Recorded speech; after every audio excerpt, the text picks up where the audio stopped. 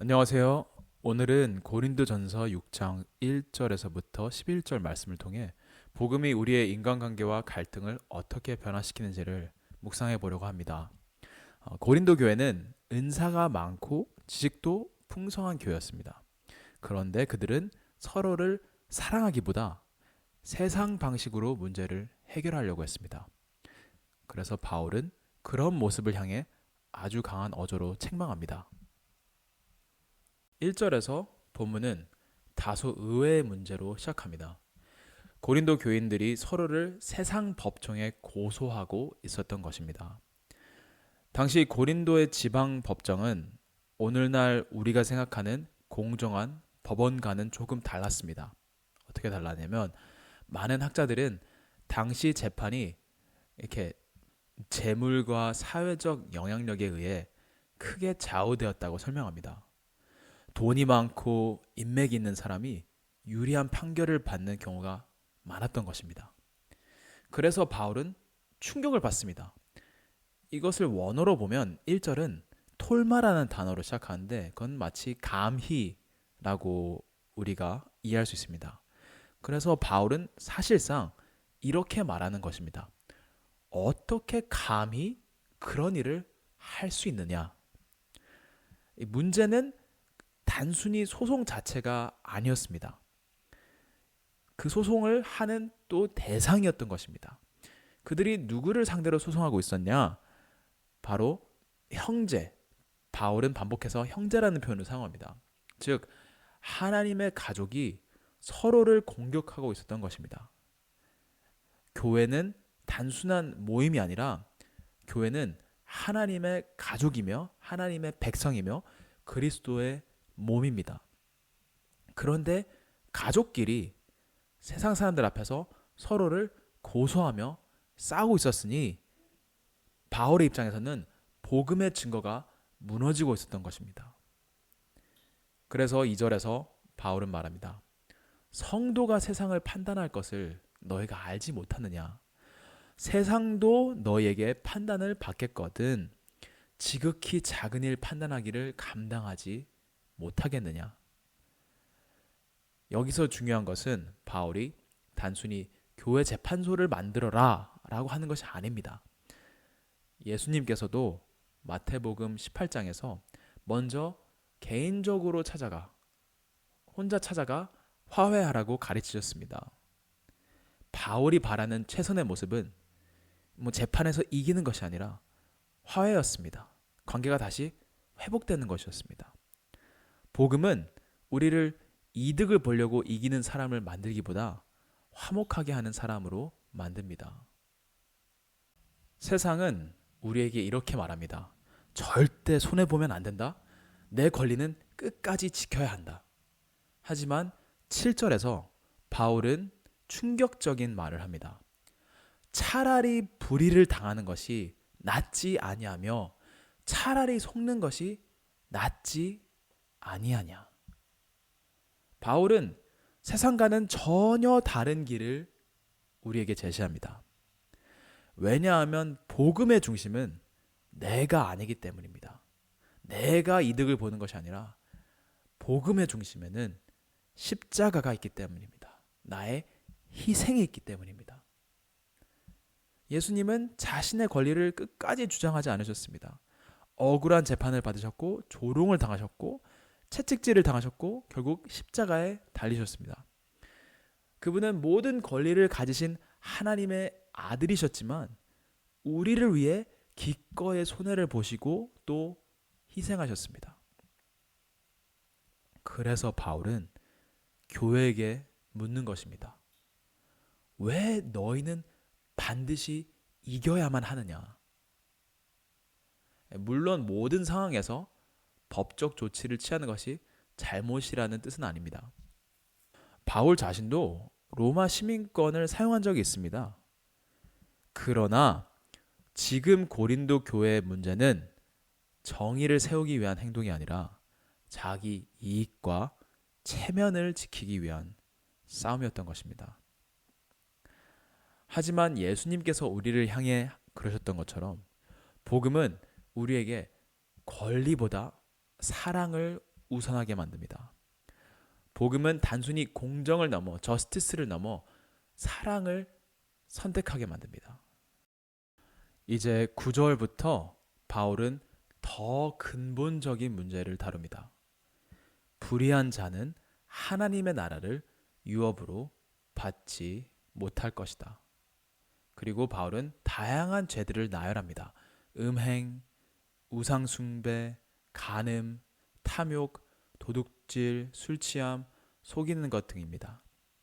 그리고 중요한 사실을 말합니다. 너희 중에 이와 같은 자들이 있더니, 과거형으로 말합니다.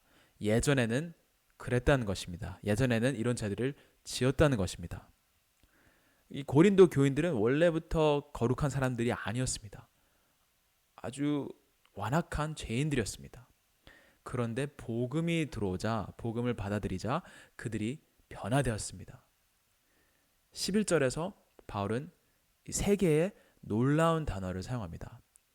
첫 번째, 씻음을 받았고, 두 번째, 거룩하게 되었고, 세 번째, 의롭다 하심을 받았다. 그러므로 바울의 결론은 분명합니다. 너희는 더 이상 예전 사람이 아니다. 너희는 새로운 사람이다. 주 안에서 새로운 피조물이다. 그래서 세상 방식대로 싸우고, 세상 방식대로 이기고, 세상 방식대로 살아갈 이유가 없는 것입니다. 왜냐하면 우리는 하나님의 은혜로 새로운 사람이 되었기 때문입니다. 새로운 사람이 되었기 때문에 새로운 삶을 살고 새로운 방식으로 살아가야 합니다. 그래서 오늘 본문은 우리에게 세 가지를 가르쳐 줍니다. 첫째, 교회는 세상과 다른 공동체입니다. 하나님의 백성들입니다. 그리스도의 몸입니다. 둘째, 복음은 권리보다 사랑을 선택하게 합니다. 그리고 셋째, 우리는 씻음을 받고 거룩하게 되었으며 의롭다 하심을 받은 새로운 사람들입니다. 세상은 너의 권리를 지켜라 라고 말하지만 복음은 그리스도를 닮아라 라고 우리에게 말합니다. 세상은 반드시 이겨야 한다 라고 말하지만 복음은 사랑으로 화목하라 라고 말합니다. 그래서 오늘도 하나님께서 우리에게 주신 새로운 정체성을 기억하며 복음에 합당한 관계와 삶을 살아가는 성도님들이 되시기를 축복합니다. 기도하시겠습니다. 주님, 우리가 세상 방식이 아니라 복음의 방식으로 살아가게 도와주세요. 내 자존심을 붙드는 사람이 아니라 예수님의 십자가를 닮아가는, 예수님의 희생을 닮아가는 사람이 되길 원합니다. 이미 우리를 씻으시고 의롭다 하신 은혜를 기억하게 하시고 그 은혜에 합당한 삶을 살아가게 도와주세요. 예수님의 이름으로 기도합니다. 아멘.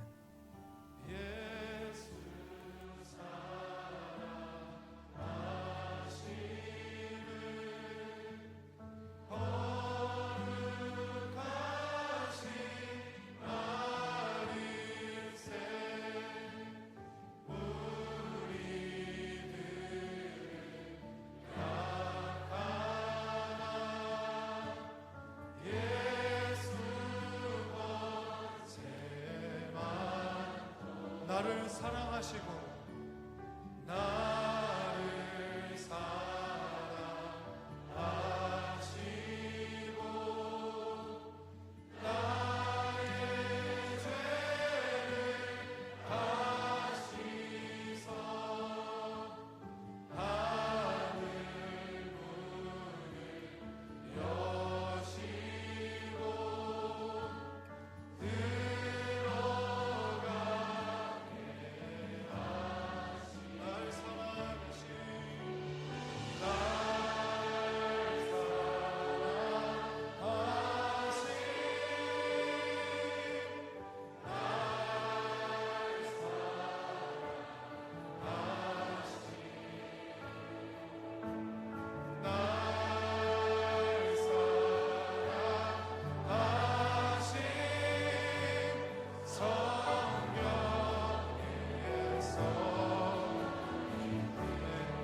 내가 연약할수록 내가 연약할수록 더욱이 우리 예수님 그 높은 보좌 위에서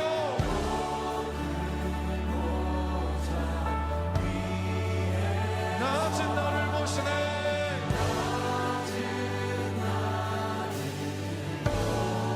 세상 사는 가운데 세상 사는 동안 나와 함께 하시고